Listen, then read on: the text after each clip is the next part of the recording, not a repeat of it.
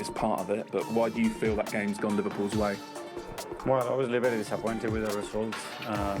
Very proud of my players. I think both teams, we elevated the game to a level that it was no margins between the two, and very little happens. A lot of action in many areas, not that much in the boxes. And it was going to be decided in two possible actions, an individual error or a magic moment. And it was decided on a magic moment from the side. For about an hour, did you feel like it was going almost perfectly to plan? Obviously, you'd have preferred to be ahead. And then did something change around about the hour mark? Yeah, you cannot dominate here 95 minutes, it's impossible. And you're gonna go through those moments, and it was a moment when our keeper had the ball in the hands, and then we didn't have any sequences of play afterwards. But we navigated without conceding anything.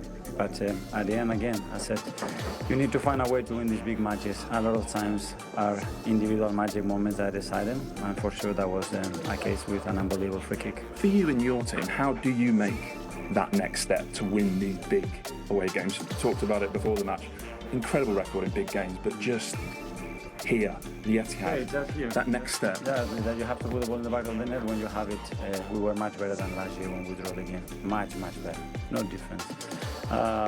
And today when we have 3, 4, 5 situations inside the box, 1v1, when Epps is completely through, just to finish the action. You have to put those balls in the back of the net, you want to win the game. Can you just tell us as well about how you've had to adjust your game plan over the last week or so because of injuries, and I guess you have to do it a few minutes in with losing Saliba. Well, we lost Martin, we lost Kai, then we lost Bukayo the week before. And how does that affect the plan? In the warm-up you lose Saliba. It affects, but I think I'm very proud of the players, the way they reacted, the way they try with their qualities, try to implement what we wanted to do, and again the margin was almost zero.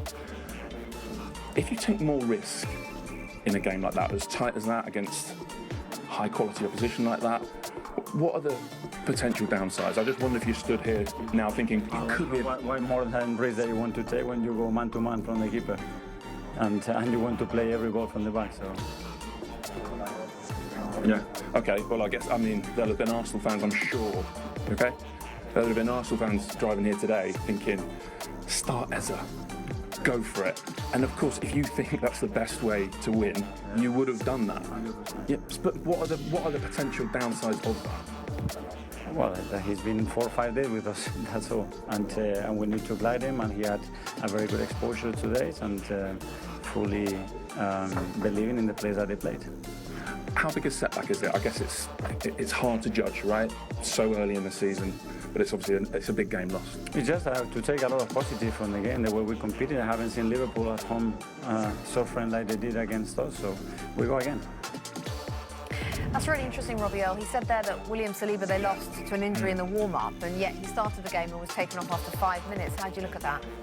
Well, it's a gamble. Let's be fair. But he's probably asked the player how he is, and the player probably said, "Let's give it a go," and they did. And it's 5 minutes, and he's got a couple of weeks now to get himself hopefully fit. We don't know what the injury is. We don't know what happened, but I can kind of understand why he took that gamble. It's such a big game. Devil's advocate, though, that just disrupts everything, doesn't it? 5 minutes in.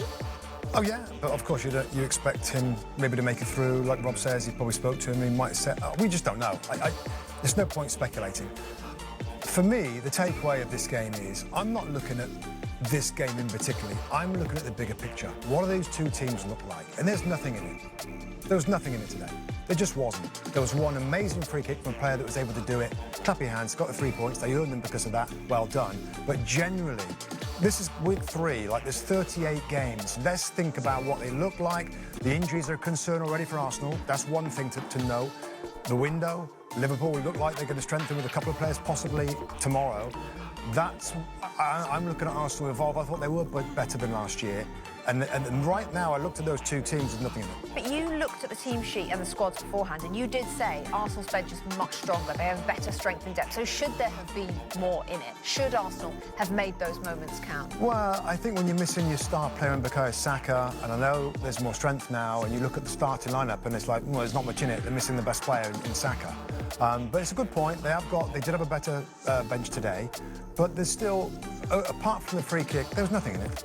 I thought they were better as well when Odegaard came on. Looked like he might just create you a little something. But my biggest takeaway from that is that Mikel Arteta's obviously disappointed.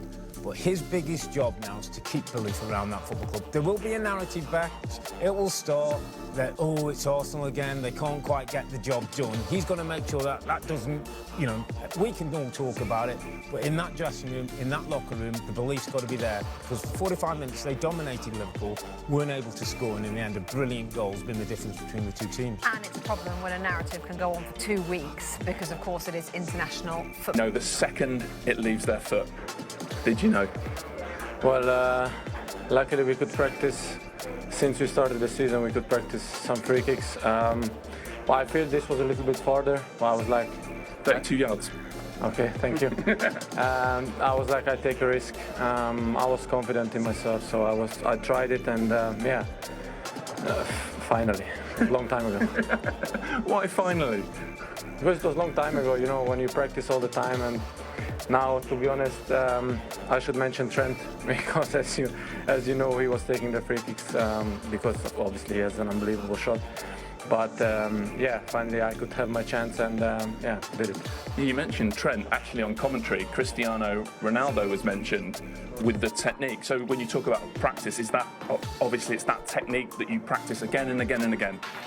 To be honest, this shot I didn't practice in the last few weeks because we were shooting from closer, and if you are closer, I shoot different way. But I had to take a risk and shoot it a little bit harder because I knew, of course, Raya likes to jump behind the wall, and of course he's an unbelievable goalkeeper. So if I think it goes a little bit more inside, he saves it. Right. Oh, so, but you're also aware of him as a goalkeeper making that move the other way. That's interesting. Yeah, I was looking a lot of videos.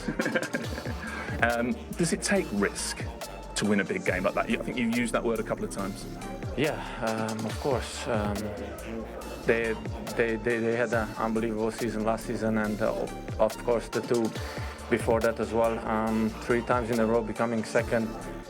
To be honest, it's a compliment because always to keep on going behind.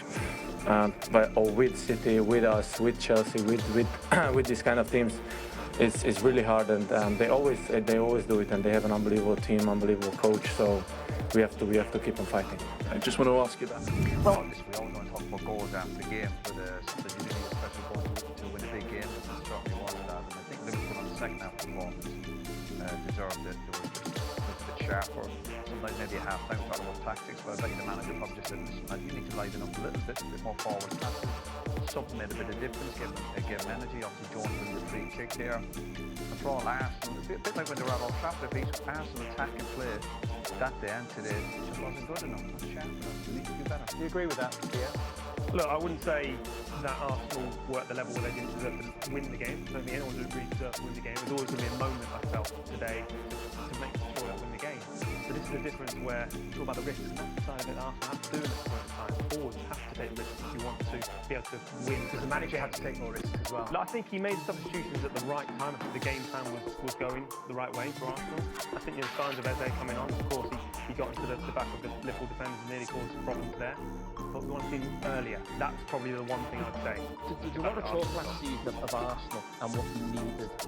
And it was they need someone up front to finish the chances that he creates. I've never believed Arsenal's problem was finishing. Arsenal's problem is creating.